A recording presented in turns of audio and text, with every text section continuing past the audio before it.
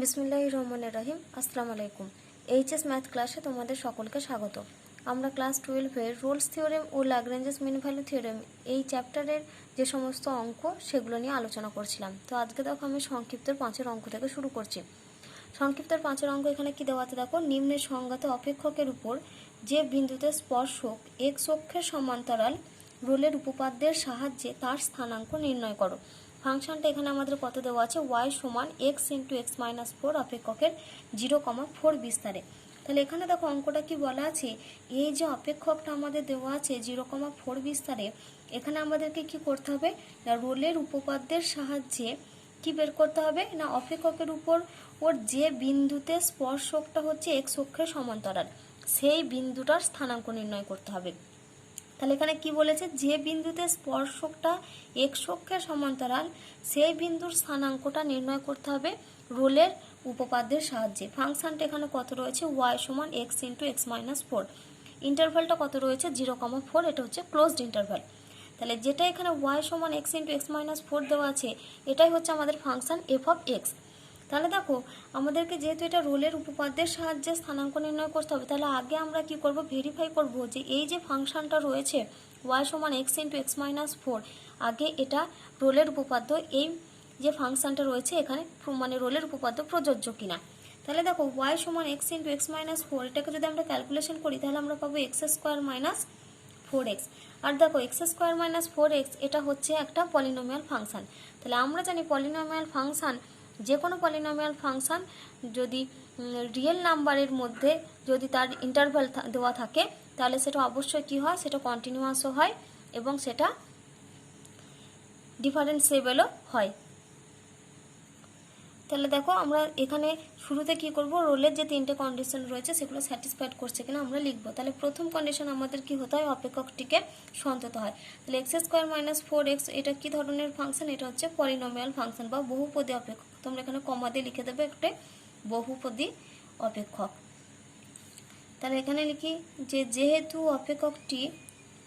অপেক্ষকটি কীরকম অপেক্ষক না, বহুপদী অপেক্ষক, বহুপদী অপেক্ষক। তাহলে অপেক্ষকটা আমাদের কি হবে, অতএব অপেক্ষকটি কন্টিনিউয়াস হবে আবার।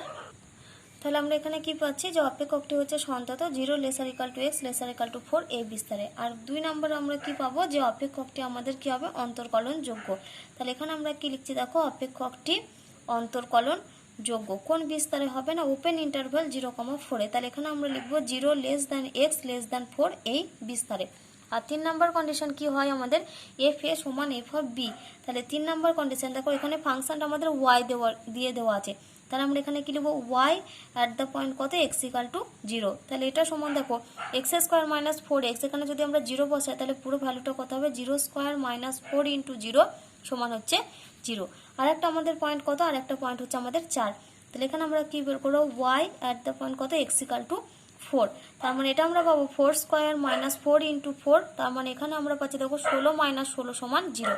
তাহলে দেখো এক্স ইকাল টু 0 আর এক্স ইকাল টু 4 দুটো ভ্যালু হচ্ছে সমান। তাহলে অতএব আমরা এখানে কি লিখতে পারি, y at x equal to 0 এটা সমান হচ্ছে y at x equal to 4।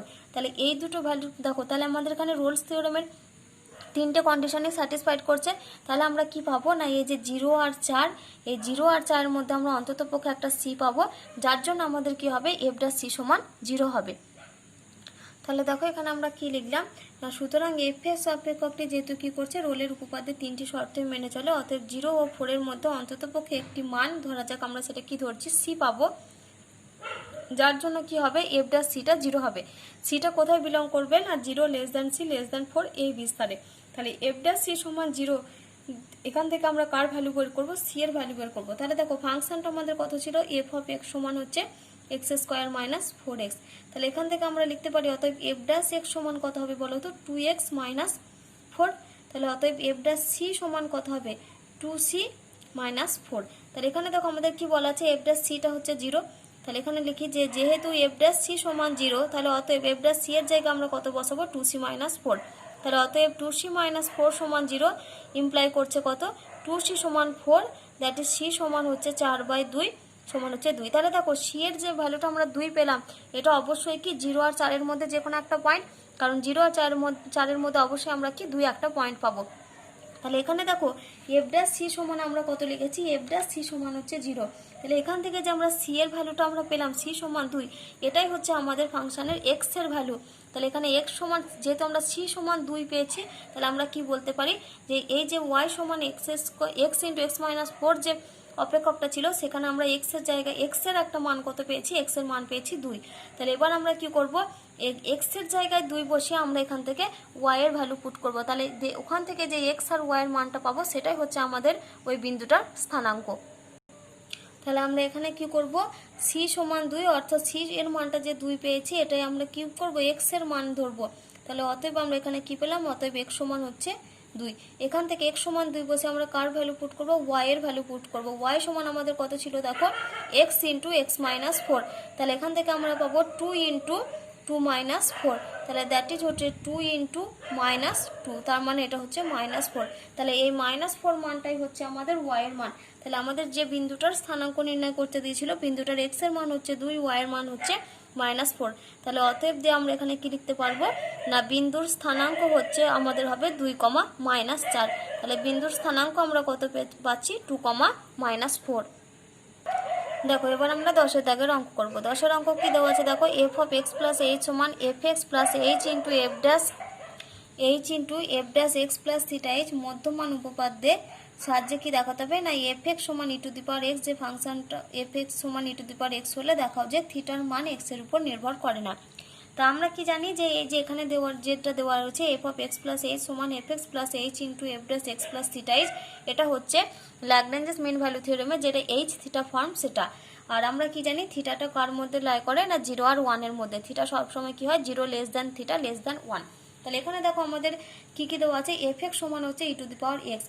এই এফ এক্স সমান যদি ই টু দি পাওয়ার এক্স হয়, তাহলে আমাদেরকে কি দেখাতে হবে না, এর যে রাশিমালাটা রয়েছে এটার মান কার উপরে নির্ভর করে না, এখানে যে থিটার মান পাবো থিটার মানটা হচ্ছে এক্স এর উপর নির্ভর করে না, আমাদেরকে এটার সাহায্যে দেখাতে হবে। তাহলে এখানে দেখো ফাংশনটা আমাদের কত দেওয়া আছে, এফ এক্স সমান হচ্ছে e to the power x. তাহলে এখান থেকে যদি আমরা এফ ড্যাশ এক্স বের করি, তাহলে এফ ড্যাশ এক্স সমান আমরা কত পাবো, এফ ড্যাশ এক্স সমান হবে আমাদের ই টু দি পাওয়ার এক্স। আর কি দেওয়া আছে এখানে, এই যে এই রেজাল্টটা দেওয়া আছে, তাহলে এই রেজাল্টটা আমরা এখানে লিখে নিই যে F of x plus h সমান আমাদের কত দেওয়া আছে দেখো, f of x plus h into f dash x plus theta h. তাহলে দেখো এফ অফ এক্স সমান হচ্ছে e to the power x, তাহলে f of x plus H মানে কত, এক্স এর জায়গায় আমি এক্স প্লাস এইচ পুট করছি, তাহলে আমাদের এটা কত হয়ে যাবে, e to the power x plus h. তাহলে f of x plus h সমান হচ্ছে e to the power x plus h সমান এফ অফ এক্স এর জায়গায় কত বসাবো, e to the power x plus h into এখানে দেখো রয়েছে f dash x plus theta h. তাহলে এফ ড্যাশ এক্স সমান যদি ই টু দি পাওয়ার এক্স হয়, আমরা এক্স এর জায়গায় কত বসাচ্ছি, এক্স প্লাস থিটা এইচ। তাহলে ই টু দি পাওয়ার এক্স এর পরিবর্তে আমাদের কত হয়ে যাবে, e to the power x plus theta h. এখন আমরা কি করব, এই পাওয়ারগুলো সব গুণ আকার করে লিখব।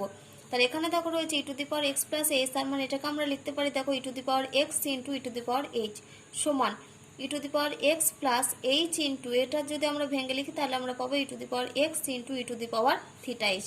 তাহলে এখান থেকে আমরা লিখতে পারছি দেখো e to the power x into e to the power h সমান হচ্ছে e to the power x আমরা কমন নিচ্ছি, তাহলে এখান থেকে আমরা লিখতে পারবো দেখো 1 plus h into e to the power theta h.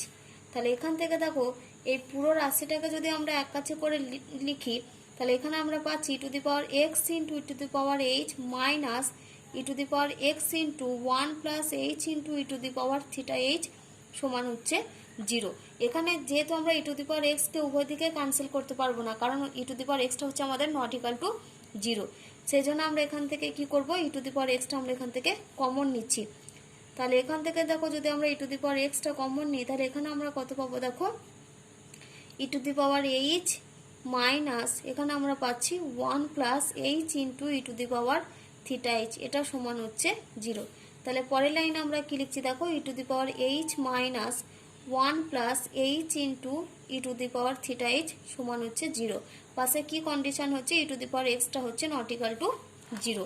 তাহলে এটা যদি আমরা ভেঙে লিখি, তাহলে আমরা পাবো e to the power h minus 1 minus h into e to the power theta h সমান হচ্ছে 0। আমাদেরকে কার মান বের করতে হবে, থিটার মানটা নির্ভর দেখাতে হবে, যেটা কি করবে না, থিটার মানটা হচ্ছে এক্স এর উপর নির্ভরশীল নয়। তাহলে এখান থেকে আমরা কি বের করছি আগে, এই যে এখান থেকে দেখো আমরা লিখতে পারি যে minus h into e to the power theta h সমান হচ্ছে মাইনাস ওয়ান, সরি এটা আমাদের মাইনাস ওয়ানটার দিকে এলে হয়ে যাবে plus one minus e to the power h. তাহলে এখানে আমরা লিখতে পারি, দেখো minus h into e to the power theta h সমান মাইনাস যদি আমরা কমন নিই তাহলে আমরা পাবো e to the power h minus one. তাহলে দুই দিক থেকে আমাদের মাইনাসটা ক্যান্সেল হবে। তাহলে এখান থেকে আমরা দেখো লিখতে পারছি e to the power theta h সমান, দুই দিকের মাইনাস ক্যান্সেল হয়ে গেছে, e to the power theta h সমান হচ্ছে e to the power h minus one divided by h. এবার দেখো এটা হচ্ছে ই এর পাওয়ারে, তাহলে ই এর পাওয়ারে যেহেতু এই রাশিটা রয়েছে, তাহলে এখান থেকে যদি আমরা শুধুমাত্র পাওয়ারের রাশিটা লিখতে চাই তাহলে আমাদের এই সাইডে কি আসবে, লগ আসবে। তাহলে এখান থেকে আমরা থিটা এইচ সমান লিখতে পারি লগ অফ, আমাদের বেসটা কত নিতে হবে, ই নিতে হবে। তাহলে এটা হবে log of e to the power h minus one divided by h, বেসে আছে ই। তাহলে এখান থেকে আমরা কার মান বের করবো, থিটার মান। তাহলে থিটা সমান হবে দেখো আমাদের one by h into log of e to the power h minus one divided by h, base হচ্ছে ই। তাহলে দেখো থিটার যে মানটা আমরা পেলাম এটা দেখো পুরোটা এইচ জাতীয় একটা রাশি, এখানে দেখো রয়েছে ওয়ান বাই এইচ, আবার এটা দেখো রয়েছে কিরকম log of e to the power h minus one by h. তাহলে দেখো এই রাশিটাতে আমাদের এক্স জাতীয় কোনো টার্ম নেই, তাহলে আমরা কি বলতে পারলাম যে থিটার যে ভ্যালুটা আমরা পেয়েছি এটা হচ্ছে এক্স এর উপর নির্ভরশীল নয়। তাহলে কমা এখানে আমরা কি লিখবো, যে এক্স এর উপর নির্ভর করে না, এটাই তোমাদেরকে দেখাতে বলেছিল।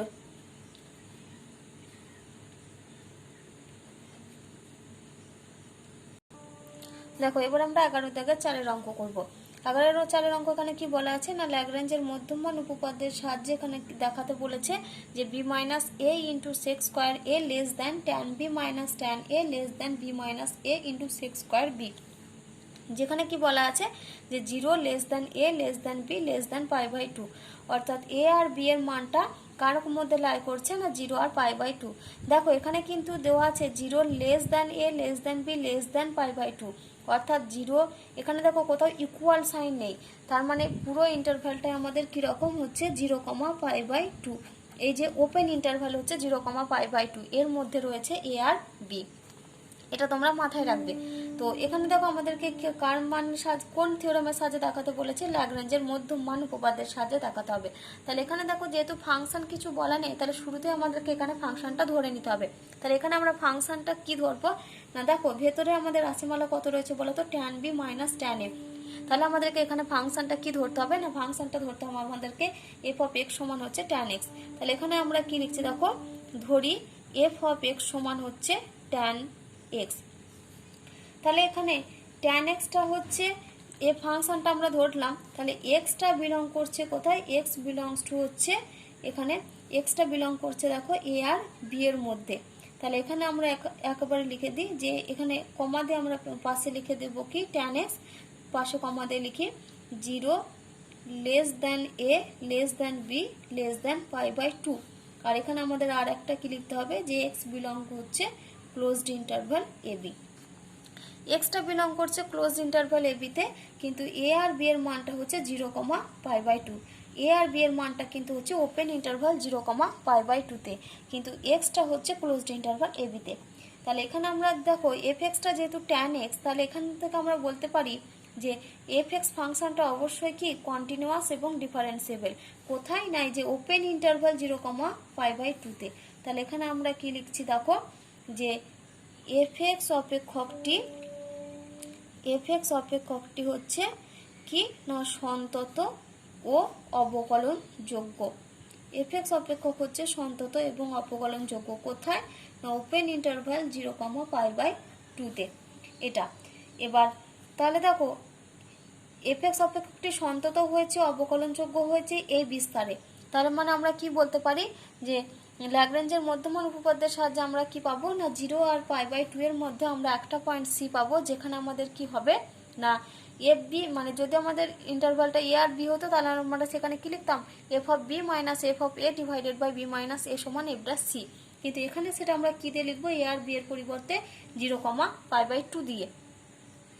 তাহলে দেখো আমরা এখানে কি লিখলাম না ল্যাগ্রেঞ্জের মধ্যমানের উপপাদ্য থেকে আমরা কি পাবো, যেহেতু এখানে দুটো কন্ডিশনে স্যাটিসফাইড করছে সেজন্য আমরা এখান থেকে কি পাবো না এ আর বি এর মধ্যে একটি মান আমরা সেটা কি ধরছি না সি ধরছি, সি পাবো, যেখানে কি হবে এফ ড্যাশ সি সমান হচ্ছে f b minus f a divided by b minus f. এবারে দেখো আমি এখানে এ আর বি কেন লিখলাম বলো তো, কারণ এখানে দেখো আমাদের এ আর বি পয়েন্টও রয়েছে, আবার এ বিটা লাই করছে 0 আর π/2 এর মধ্যে। তাহলে দেখো আমরা এফ এক্স ফাংশনটা কত ধরেছিলাম, tan x। তাহলে এখান থেকে আমরা লিখতে পারি দেখো এফ এক্স সমান হচ্ছে tan x। তাহলে এখান থেকে আমরা কার মান বের করবো, এফ ড্যাশ এক্স। তাহলে এফ ড্যাশ এক্স সমান আমাদের কত হবে, সেক স্কোয়ার এক্স। তাহলে এখানে আমাদের কত রয়েছে, এফ ড্যাশ সি। তাহলে অতএব আমরা এখানে কি লিখছি, অতএব এফ ড্যাশ সি সমান এটা হবে আমাদের সেকেন্ড স্কোয়ার সি, এটা হবে সি। এবার আমরা কি করব, এই মানটা এখানে আমরা মানগুলো পুট করব। তাহলে অতএব দিয়ে আমরা এখানে দেখো এখানে কি পাচ্ছি, অতএব এখানে আমরা লিখতে পারি সেক স্কোয়ার সি সমান f of b. F of b মানে এখানে কি লিখতে পারি, tan b minus f of a. F of a মানে এ, এক্সের জায়গায় এ পুট করো, তাহলে এটা হবে ট্যান এ ডিভাইডেড বাই হচ্ছে বি মাইনাস এ। এবার এটাকে আমরা একটা 1 নাম্বার নাম দিলাম। তাহলে এবারে দেখো এখানে এ আর বি, সি যে পয়েন্টটা নিয়েছিলাম, সি পয়েন্টটা আমরা কোথায় নিয়েছিলাম, এ আর বি এর মধ্যে একটা পয়েন্ট পেয়েছিলাম সি। তাহলে এখান থেকে আমরা লিখতে পারি দেখো a less than c less than b. এটা আমরা লিখতে পারি কারণ সিটা যেহেতু এ আর বি এর মধ্যে লাই করছে। তাহলে এখানে আমরা কি করব, এই যে a less than c less than b নিয়েছি, এটার আমরা উভয় পক্ষেতে আমরা কত নেব, যেহেতু এখানে আমাদের দেখো রয়েছে সেক স্কোয়ার সি, সেজন্য আমরা এর উভয় পক্ষে আমরা প্রত্যেকটা সেকের স্কোয়ার নেব। তাহলে এখানে আমরা লিখতে পারি দেখো sec square a less than sec square c less than হচ্ছে সেক স্কোয়ার বি। এবার আমরা কি করব, এর যে এর মানটা 1 নাম্বার থেকে কত পেয়েছি, tan b minus tan a divided by b minus a. তাহলে এখানে আমরা লিখতে পারি দেখো sec square a less than tan b minus tan a divided by b minus a, এটা লেস দ্যান হবে সেক স্কোয়ার বি। এবার আমরা কি করব, বি মাইনাস এ দিয়ে প্রত্যেককে গুণ করে দেবো। তাহলে b minus a into sec square a less than b minus a into tan b minus tan a divided by b minus a less than হচ্ছে, এখানে আমরা লিখতে পারি b minus a into sec square a, sorry এটা হবে sec square B. তাহলে এখানে দেখো বি মাইনাস এ ক্যান্সেল হয়ে যাবে। তাহলে আমরা কি পেলাম, b minus a into sec square a less than tan b minus tan a less than b minus a into sec, এটা হবে সেক স্কোয়ার বি। দেখো এই রেজাল্টটাই আমাদের প্রমাণ করতে দিয়েছিল। দেখো এবার আমরা 14 অঙ্ক করব। 14 অঙ্ক এখানে কি বলা আছে দেখো, ল্যাগ্রাঞ্জের মধ্যমান উপপাদ্যের প্রয়োগ করে y সমান এক্স স্কোয়ার অধিবৃত্তের উপর একটি বিন্দুর স্থানাঙ্ক নির্ণয় করো, যে বিন্দুতে অঙ্কিত স্পর্শক 1,1 এবং 2,4 বিন্দু দুটির সংযোজক সরলরেখা সমান্তরাল। এখানে দেখো আমাদেরকে কি করতে হবে, একটা বিন্দুর স্থানাঙ্ক নির্ণয় করতে হবে, যে বিন্দুটাতে কি বলছে না, ওই বিন্দুটাতে যে স্পর্শকটা অঙ্কন করা হয়েছে সেই স্পর্শক আর হচ্ছে এই 1,1 আর 2,4 এই দুটো বিন্দুর সংযোজককারী যে সরলরেখা সেই দুটো হচ্ছে সমান্তরাল। তার মানে কে কে সমান্তরাল, না স্পর্শক আর এই দুটো বিন্দু সংযোজক সরলরেখা সমান্তরাল। এই দুটো সমান্তরাল হচ্ছে যে বিন্দুতে এই দুটো সমান্তরাল হবে সেই বিন্দুটার স্থানাঙ্ক নির্ণয় করতে হবে। তো দেখো আমি যখন তোমাদের ল্যাগ্রাঞ্জের মধ্যমান উপপাদ্য করেছিলাম, সেখানে যখন আমি তোমাদের এটার যেটা জিওমেট্রিক্যাল সিগনিফিকেন্স অর্থাৎ যেটা যখন আমি জ্যামিতিক তাৎপর্য পড়িয়েছিলাম, দেখবে সেখানে আমি বলে দিয়েছিলাম যে, তো সেখানে আমি কি বলেছিলাম যে আমরা যদি একটা লেখচিত্র আঁকি, তাহলে লেখচিত্রের উপর যে স্পর্শকটা হবে সেই স্পর্শক আর লেখচিত্রটাকে নিয়ে যে আমরা যদি একটা জ্যা পাই, ওই দুটো জ্যা সমান্তরাল হবে কখন, ওই দুটো যদি আমাদেরকে ওই স্পর্শকের নতির সঙ্গে ওই জ্যাটার নতি যদি দুটি সমান হয়, তখন আমরা বলতে পারি যে স্পর্শক দুটো সমান্তরাল হবে। আমি যখন তোমাদের এটা জ্যামিতিক তাৎপর্য পড়েছিলাম সেখানে আমি তোমাদের বলেছিলাম। তাহলে এখানে দেখো আমাদেরকে যে বিন্দুটার স্থানাঙ্কটা নির্ণয় করতে হবে সেই বিন্দুতে কি বলা আছে না, ওই বিন্দুতে যদি আমরা স্পর্শকটা নিই সেই স্পর্শকের সঙ্গে এই দুটো বিন্দু সংযোজক সরলরেখা সমান্তরাল। তাহলে এই কন্ডিশনটা ধরেই আমাদেরকে এখানে অঙ্কটা করতে হবে, কারণ আমাদেরকে এখানে কি বের করতে হবে, শুরুতেই যেটা সমান করতে হবে সেটা হচ্ছে স্পর্শকের যেটা নতি সেই নতিটা সমান হবে এই যে বিন্দু দুটো রয়েছে এই বিন্দু দুটো সংযোজক সরলরেখার নতি।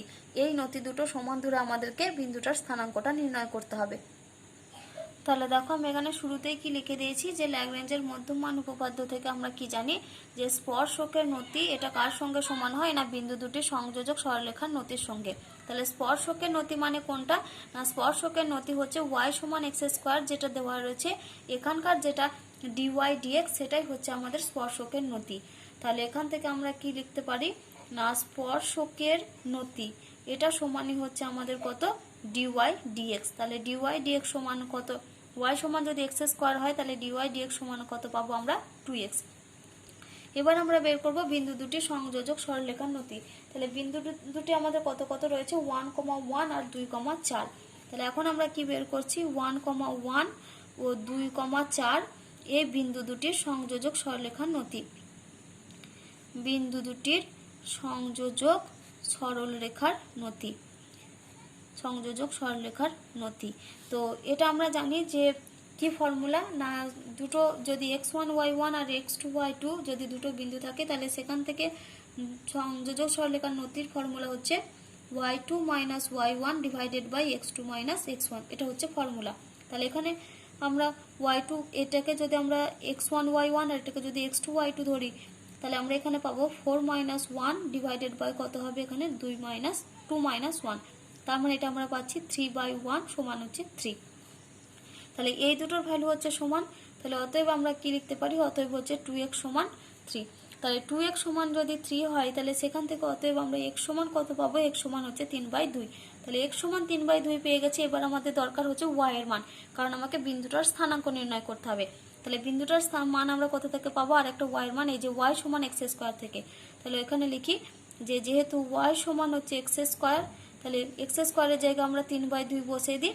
তাহলে 3/2 এর হোল স্কয়ার সমান হচ্ছে 9/4। তাহলে বিন্দুর স্থানাঙ্ক কত আমরা পেলাম 3/2, 9/4। তাহলে এখানে তোমরা উত্তর লিখবে যে অতএব বিন্দুর স্থানাঙ্ক কত হবে না 3/2, 9/4। এটাই হচ্ছে বিন্দুটার স্থানাঙ্ক।